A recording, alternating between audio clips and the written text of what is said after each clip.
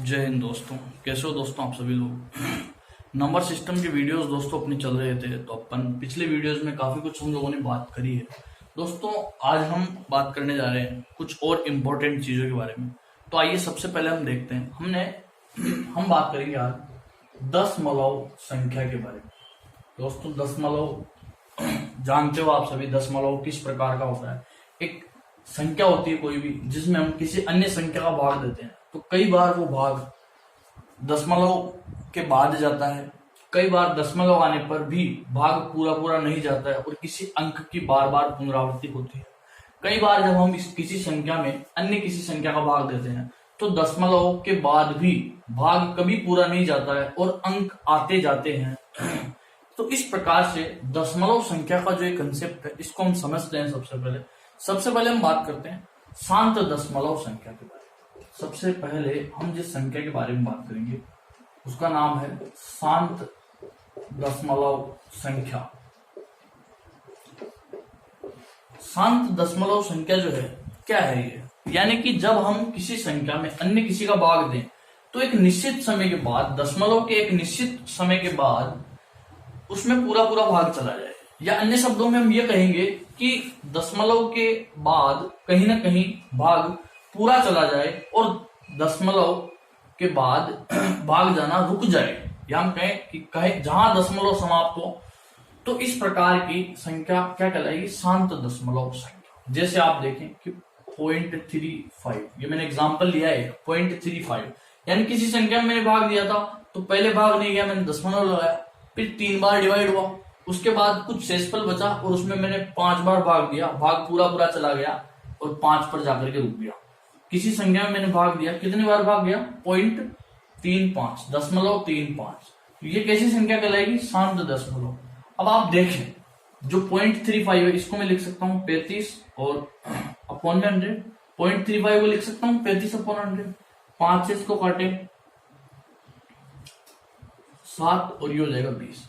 आप यानी कि 7 में जब आप 20 का भाग देंगे तो कितना आ जाएगा आपके पास, 0.35। तो 20 का भाग जब आप 7 में देंगे, पहले नहीं जाएगा तो दशमलव, फिर 70, फिर 20 या 60, फिर 10 बचेगा, फिर 0, फिर 20 पंजो 100। तो इस तरह से एक निश्चित समय के बाद भाग पूरा पूरा चला गया। तो यह संख्या क्या कहलाती है, शांत दशमलव संख्या। अच्छा, एक आती है अशांत दशमलव संख्या। एक जो दशमलव संख्या आती है वो आती है अशांत दशमलव संख्या। तो नाम से पता चल रहा है, यानी कि दशमलव तो उसमें आएगा लेकिन कभी भाग पूरा नहीं जाएगा, भाग उसमें कभी पूरा नहीं जाएगा। आप देखते हैं 0.3534, जैसे कि दशमलव के बाद 3534, फिर 3534, ये बार है, ये आवर्ती का चिन्ह है। यह प्रदर्शित करता है कि यही अंक बार बार आते जाएंगे, यानी कि उसमें कभी भाग पूरा नहीं जाएगा, उसमें भाग कभी पूरा नहीं जाएगा। ये अंक यह प्रदर्शित करते हैं। ठीक है दोस्तों,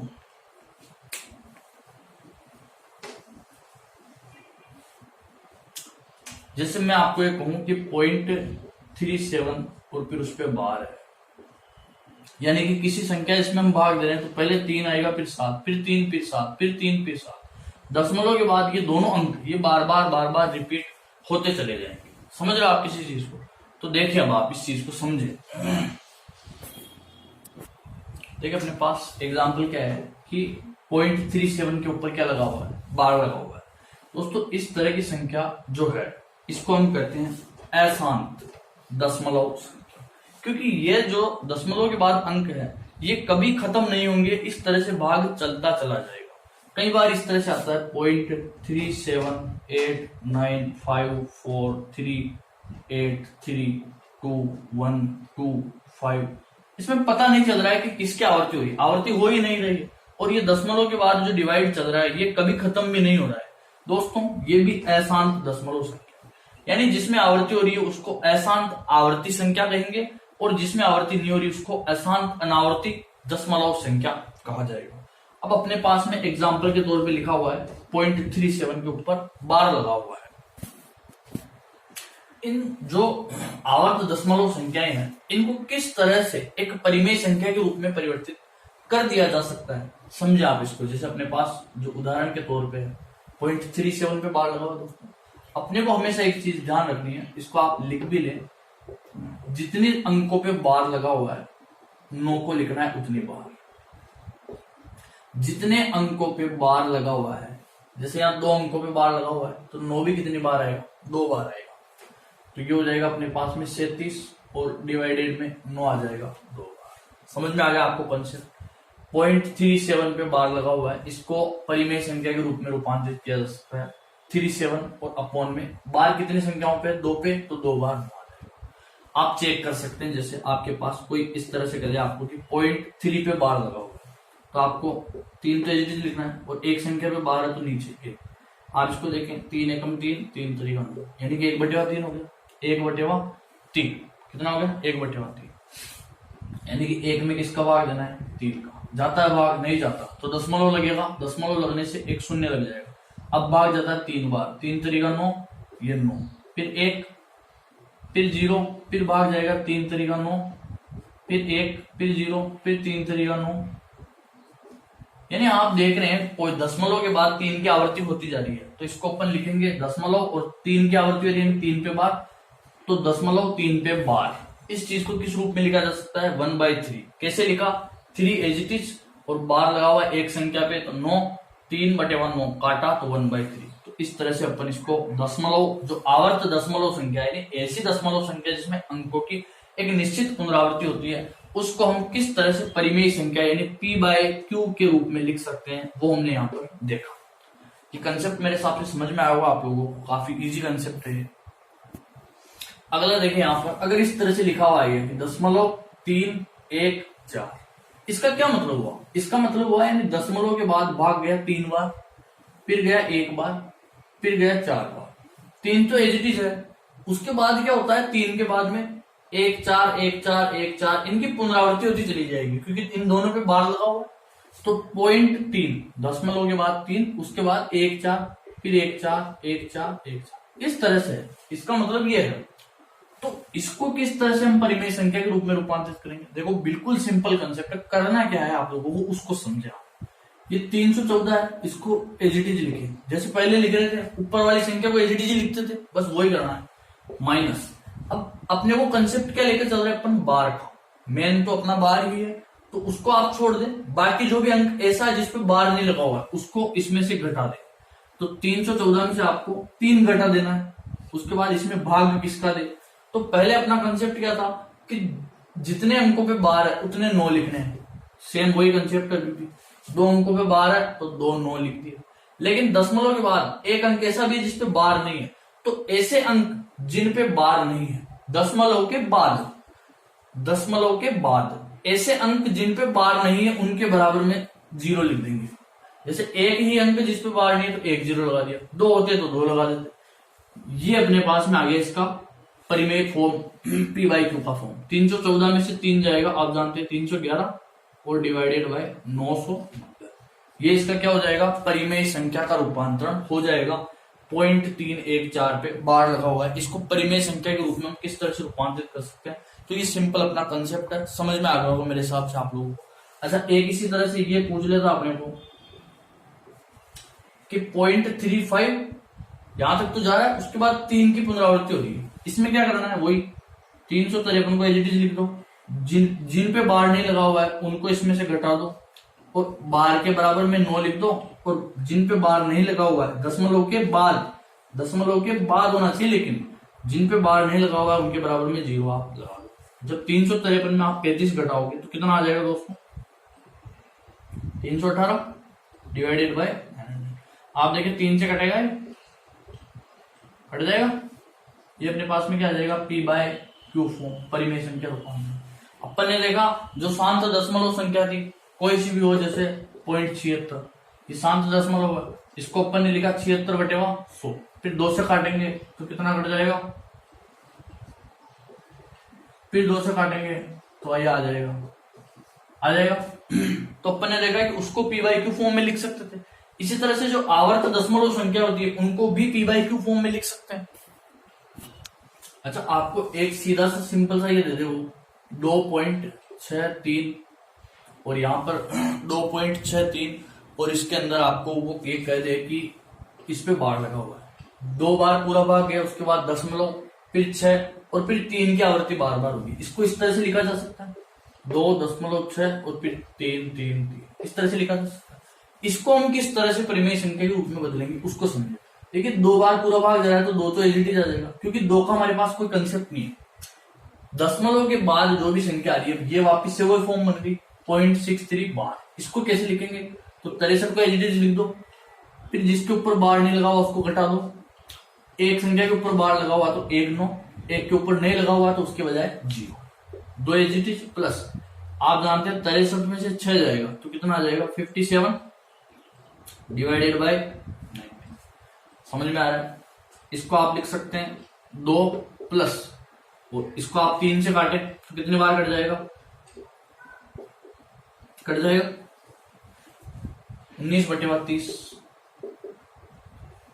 इसको आप इस तरह से भी लिख सकते हैं 2 सही 19/30। 2 बार तो पूरा भाग जा रहा है, 19 शेष फल 30 का भाग दिया, इस तरह से लिख सकते हैं। इसको आप इस तरह से भी लिख सकते हैं 30 दूनी 60 प्लस 19 79/30, ये आ जाएगा। तो किसी भी फॉर्म में आप लिख सकते हैं। इस संख्या को आप ऐसे भी लिख सकते हैं, ऐसे भी लिख सकते हैं, ऐसे भी लिख सकते हैं। समझ में आएगा मेरे साथ आपको कंसेप्ट काफी इजी कंसेप्ट है, कुछ भी नहीं करना हमारे को, सिंपली इनको सोल्व करना है। आपको कंसेप्ट बताया मेरे हिसाब से समझ में आएगा, काफी इजी चीज है ये। दोस्तों अगला हमारे पास में है कि यदि एक परिमेय संख्या में अपरिमेय को जोड़ा जाए, कभी भी यदि एक परिमेय संख्या है और दूसरी अपरिमेय संख्या है, इन दोनों को अगर जोड़ा जाता है तो हमेशा अपरिमेय संख्या ही मिलेगी, जोड़ा जाए या घटाया जाए, या तो जोड़ करो या घटाओ। परिमेय व अपरिमेय संख्याओं का योगफल या उनका अंतर सदैव हमारे को क्या मिलेगा दोस्तों, अपरिमेय ही मिलेगा। कभी भी आप कीजिए परिमेय और अपरिमेय दोनों का या तो योगफल या उनका अंतर, उनका घटाव क्या मिलेगा हमारे को, सदैव अपरिमेय मिलता है। ये अपने को ध्यान में रखना है। एग्जाम्पल्स आप लोगों को बताए हुए हैं, आप लोग अप्लाई करके देख सकते हैं, अपरिमेय ही मिलेगा। परिमेय अपने पास 7 एक परिमेय संख्या है, अपरिमेय हमारे पास √2 एक परिमेय संख्या है, और हम जानते हैं 7√2 ये क्या मिलती है, अपरिमेय। कभी भी अगर अपरिमेय संख्या को गुणा या भाग किससे किया जाए, परिमेय संख्या से, अपरिमेय संख्या को परिमेय संख्या से गुणा या भाग किया जाता है, हमेशा अपरिमेय ही मिलेगा, हमेशा हमारे को क्या मिलेगा, अपरिमेय मिलेगा। लेकिन जिस परिमेय संख्या से गुणा या भाग किया जा रहा है वो परिमेय संख्या, बट नॉट 0 नहीं होनी चाहिए, शून्य नहीं होनी चाहिए, क्योंकि हम जानते हैं शून्य एक परिमेय संख्या, और अगर यहाँ 0 हुआ तो 0 से कोई भी संख्या गुणा होगी क्या बन जाएगा 0, और 0 एक परिमेय संख्या होती है। तो 0 के अतिरिक्त शून्यतर कोई भी परिमेय संख्या अपरिमेय से गुणा होती है तो हमेशा हमारे को क्या प्राप्त होगा, अपरिमेय संख्या प्राप्त हो जाएगी। और कभी भी दो अपरिमेय संख्याओं को जोड़ें, घटाएं, गुणा करें या भाग करें तो परिमेय या अपरिमेय या परिमेय कुछ भी हमारे को प्राप्त हो सकता है। हम कह नहीं सकते कि क्या प्राप्त होगा, अपरिमेय भी प्राप्त हो सकता है और परिमेय भी प्राप्त हो सकता है। तो ये इंपॉर्टेंट कंसेप्ट था, सीधा पूछ लिया जाता है एग्जाम में। क्या पूछ लिया जाता है, वो देगा आपको एक तो अपरिमेय, एक तो आपको क्या देगा वो अपरिमेय, क्या देगा √2, एक आपको दे देगा अपरिमेय √2, वो क्या देगा √2 और √2 दोनों अपरिमेय संख्या है। यदि इनको जोड़ा जाए तो क्या मिलेगा, अपरिमेय। क्या मिल जाएगा आपको, √2 और √2 को जोड़ोगे तो आपको क्या मिल जाएगा 2√2। अगर वो कहे √2 और √2 इन दोनों को गुणा किया जाता है तो कौन सी संख्या मिलेगी, तो √2 को जब आप √2 से गुणा करोगे क्या मिलेगा 2, और 2 कैसी संख्या है, परिमेय संख्या। 2 कैसी संख्या है, परिमेय संख्या। तो काफी इंपॉर्टेंट कंसेप्ट है, एग्जाम में सीधा पूछ लिया जाता है, आप लोगों को ध्यान में रखना है। ये कुछ इंपॉर्टेंट बातें हैं जो अपने को ध्यान में रखनी है।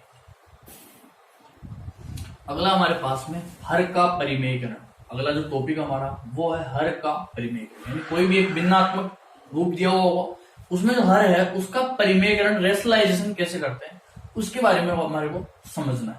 तो देखें आप कैसे करेंगे। जैसे अगर हमारे को सिंपली 1/√2 इस रूप में दिया हुआ है, यानी अपॉन में कुछ भी नहीं है, जोड़ बाकी के रूप में कुछ भी नहीं, सिंपल एक संख्या दे दी इस रूप में, तो अपने को क्या करना है कि हर में जो वो संख्या है उसी संख्या को अंश और हर दोनों में आप गुणा करते हैं, उसी संख्या को अंश और हर में दोनों में गुणा करते हैं, तो उससे √2 1 से गुणा होगा, तो √2 और √2 और √2 दोनों मल्टीप्लाई होकर क्या बना देगा 2। तो हर में जो हमारा अंडर था वो हट गया, इसी को कहते हैं हर का परिमेयकरण। इसी को क्या कहा जाता है? हर का परिमेयकरण। तो इस रूप में इस हर का परिमेयकरण हो जाएगा। तो इस प्रकार भिन्न में अगर हर में एक ही अपरिमेय संख्या है तो उसके परिमेयकरण के लिए हमारे को अंश और हर दोनों में उसी संख्या से समान संख्या से गुणा कर देंगे, तो इस रूप में इसका परिमेयकरण हो जाएगा। अगला जो हमारे पास में पैटर्न है वो कुछ इस तरह का है, जैसे यहाँ पर अपने पास 1/2 प्लस √3 इस रूप में दिया हुआ है। यानी कि हर में दी हुई दो संख्याएं हैं जिनमें से एक अपरिमेय है, तो उनके मध्य यदि जोड़ या बाकी का चिन्ह है तो हमारे को क्या करना है? उस हर का संयुग्मी, संयुग्मी का मतलब होता है जो मध्य चिन्ह है उसको अपोजिट करना है। तो प्लस है तो अपने को माइनस से 2 -√3 2 -√3। यदि हर में अपरिमेय संख्या या तो दो अपरिमेय संख्या या जो भी है अपरिमेय परिमेय, उनके मध्य यदि जोड़ या बाकी का चिन्ह है तो हमारे को उसके संयुग्मी यानी कि विपरीत, जो कि यहाँ प्लस है तो माइनस से हर और अंश दोनों में गुणा करना है। तो आप देखिए यहाँ पर ये तो 2 -√3 इससे गुणा हुआ, ये जीते आ जाएगा। यहाँ पर हो जाएगा 2 +√3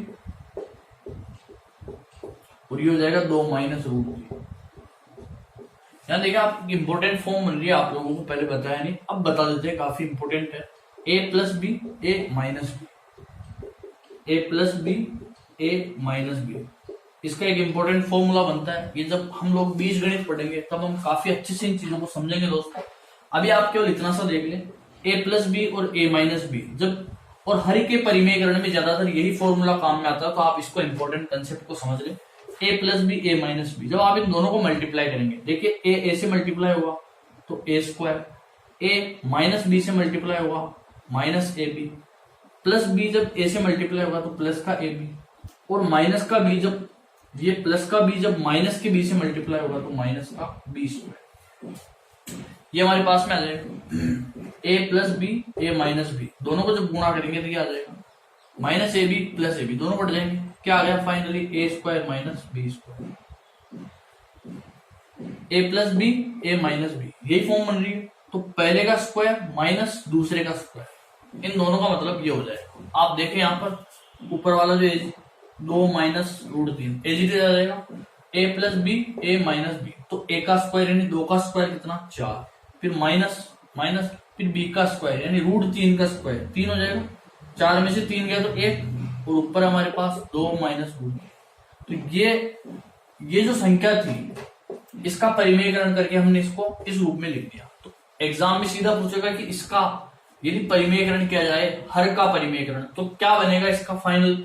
ये बन जाएगा इसका कंप्लीटली फाइनल जो फॉर्म बनेगा वो लास्ट में ये आकर के बन जाएगा। अगला अगर आपको पूछ लेता है 5/√3 - √5, ये हमारे पास है, इसके हर का परिमेयकरण कीजिए। आपको अभी बताया था इन दोनों के बीच माइनस का चिन्ह, आपको प्लस वाले से गुणा करना है ऊपर और नीचे। हर के परिमेयकरण में आपको ये प्रोसीजर फॉलो करना है। इस तरह से मल्टीप्लाई करेंगे, 5 को इन दोनों से मल्टीप्लाई करेंगे तो ये एजीटीज आ जाएगा कोष्टक में। नीचे है a + b a - b, वापिस फॉर्म बन रही है, तो a का स्क्वायर यानी √3 का स्क्वायर 3, और फिर माइनस b का स्क्वायर यानी √5 का स्क्वायर जो कि 5, तो ये आ जाएगा 5 √3 √5, 3 में से 5 गया तो 2, और माइनस का चिन्ह वो आ जाएगा। तो इस रूप में हमने देखा इसके हर का परिमेयकरण ये हो जाएगा। तो एग्जाम में जब पूछे तो आपको इस प्रोसीजर से सॉल्व करते हुए फाइनली इस आंसर तक पहुंचना है और उसे टिक करके आना है। समझ गए आप लोग? अगला सवाल हमारे पास 1/7 + 3√2, तो हर के अंदर दो संख्याओं के बीच प्लस का चिन्ह है, आपको क्या करना है? माइनस वाले से ऊपर नीचे मल्टीप्लाई कर देना है। जब ये चीज 1 से मल्टीप्लाई होगी तो एजीटीज आ जाएगी दोस्तों। नीचे है a + b a - b, वही फॉर्म बन रही है, तो a का स्क्वायर यानी 7 का स्क्वायर आप जब करेंगे तो 49, माइनस b का स्क्वायर यानी 3√2 का स्क्वायर। आप जानते हैं 3 का स्क्वायर तो कितना हो जाएगा 9, और √2 का स्क्वायर कितना हो जाएगा 2, तो 9 दूनी कितना हो जाएगा दोस्तों 18। तो 3√2 का स्क्वायर कितना आ जाएगा 18। तो ये हमारे पास 7 3√2, और जब इसको डिवाइड करेंगे 49 में से 18 को तो कितना आ जाएगा 31 आ जाएगा। तो ये हमारे पास इसका हर का परिमेयकरण कीजिए, इस प्रकार प्रश्न पूछेगा। इस प्रोसीजर से हमारे को सोल्व करते हुए पहुंचना है और ये फाइनली हमारे पास आंसर आ जाएगा। समझ में आया होगा मेरे हिसाब से, काफी इजी कंसेप्ट है कि किस तरह से एक भिन्न के हर का परिमेयकरण करने के लिए अगर हमारे को कहा जाता है तो इस प्रकार से हमारे को यदि एक ही संख्या दी हुई है तब तो अंश और हर दोनों से उसको गुणा करते हैं और परिमेयकरण हो जाएगा। और यदि दो संख्याएं दी हुई जिनके बीच में प्लस या माइनस का चिन्ह है तो उसके संयुग्म में से ऊपर और नीचे गुणा करते हुए हमारे को इस तरह से हर का परिमेयकरण करना है। दोस्तों अगला हमारा जो इंपॉर्टेंट टॉपिक है वो है भिन्न। हमारा क्या है भिन्न, फ्रैक्शंस है ये। तो भिन्न क्या चीज होती है, जब किसी भी राशि को हम अनेक खंडों में, अनेक भागों में, अनेक टुकड़ों में जब विभक्त कर देते हैं तो उसका हर एक टुकड़ा क्या कहलाता है दोस्तों भिन्न। जैसे मैं आपको ये कहूं कि 3/7, आप जानते हैं एक भिन्न है, इसमें अंश और हर दोनों विद्यमान है। ऊपर वाला जो भाग है उसको अंश, नीचे वाले भाग को हर। जैसे मैं आपको कहूं x/y, तो इसका x क्या हो जाएगा अंश, y क्या हो जाएगा हर। इस रूप में विद्यमान होती है। 3/7 का मतलब होता है 7 भाग हैं किसी वस्तु के जिनमें से 3, अगर 7 में से 3 भागों के बारे में बात की जाए, 7 टुकड़ों में से 3 टुकड़ों के बारे में बात की जाए तो हम उस टुकड़ों को बताने के लिए कहेंगे 3/7 भाग। अगर हम कहें कि किसी वस्तु का 7 भाग करें जिनमें से 4 मेरे हैं तो मैं कहूंगा कि मेरा उस वस्तु का 4/7 भाग है। 7 टुकड़े जिनमें से 4 भाग मेरे तो मैं कहूंगा 4/7 भाग उस वस्तु का मेरा है। इस रूप में उस वस्तु को व्यक्त किया जाता है और ये व्यक्त करने का तरीका कहलाता है भिन्न। समझ आ गया आप लोगों को? इस रूप में लिखा जाता है भिन्न। तो ये इंपॉर्टेंट कंसेप्ट है भिन्न का। हम देखेंगे कि किस तरह से भिन्नों की तुलना की जाती है, उस चीज को भी हम समझते हैं। हम बात करते हैं भिन्नों की तुलना के बारे में। भिन्नों की तुलना, अगर सिचुएशन हमारे पास ऐसी दी हुई हो, केस फर्स्ट, हम कहें कि हर समान है,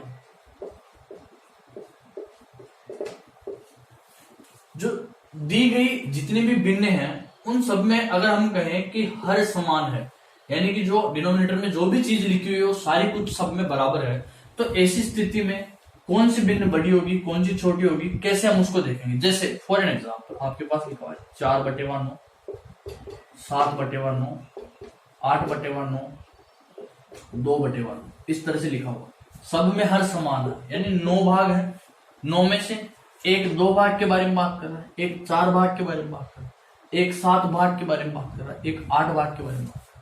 आप जानते हैं अगर सब में हर समान है तो जिसका अंश बड़ा वो सबसे बड़ा, सबसे बड़ी भिन्न ये हो जाएगी, उससे छोटी ये, इससे छोटी ये, और सबसे छोटी ये।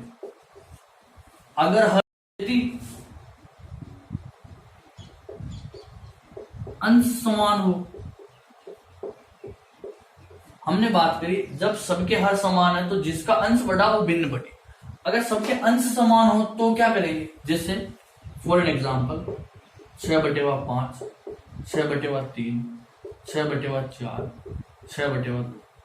आप देख रहे हैं अंश सब में क्या है 6, हर अलग अलग। ऐसी स्थिति में आप हमेशा ध्यान रखें हर जितना छोटा भिन्न उतनी बड़ी।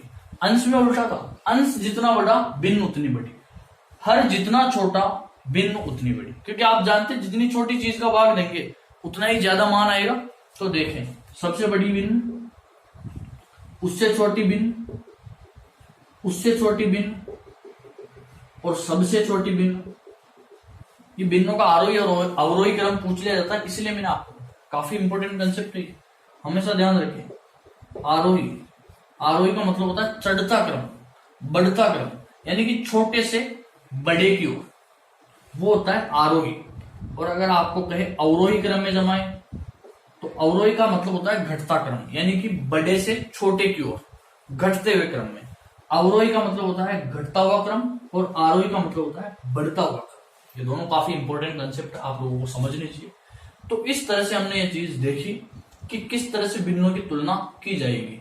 ये दो कंडीशंस में, जब हर समान हो, जब अंश समान हो, ठीक है। तो काफी इजी कंसेप्ट मेरे हिसाब से समझ में आया होगा आप लोगों को। तो आज के इस वीडियो में इतनी ही बात करते हैं, आगे की बातें हम और आगे की वीडियोस में करेंगे। समझ में आ रहा होगा दोस्तों आप लोगों को काफी अच्छा। और कंपटीशन में जिन टॉपिक से क्वेश्चन आते हैं, काफी कुछ चीजें पूछी जाती है, उनके बारे में हम लगातार डे बाय डे वीडियोस में बात करते जा रहे हैं। आप लोगों को कुछ भी अगर समझ में नहीं आता है तो आप कमेंट बॉक्स में कमेंट करें, कुछ भी डाउट है। देखिए दोस्तों, कंप्लीट कोई भी व्यक्ति नहीं होता है। हो सकता है मेरे पढ़ाने में कुछ कमी रह गई हो, मैं कोई चीज कुछ बताता हूँ वो गलत बता दूं, क्योंकि गलती हर एक इंसान से हो सकती है। लेकिन जितना हो सकता है हम पूरी कोशिश करेंगे, क्योंकि पढ़ने के बाद ही मैं भी आप लोगों को कोई चीज एक्सप्लेन करता हूँ। तो आप वीडियोस को देखें, चीजों को समझें। यदि कुछ भी गलती लगती है तो आप कमेंट बॉक्स में कमेंट करके बताएं। तो चीजें काफी आसान है और बस आप लोगों को करना है, समझना है कंसेप्ट को, तो काफी आसान हो जाएगी चीजें। तो देखते रहें आप वीडियो, और जो वीडियो है उसको लाइक करें, शेयर करें, और अपना जो चैनल है उसको सब्सक्राइब करें। और आप लोगों का सपोर्ट है, बस ये सपोर्ट जो है इसको बनाए रखें।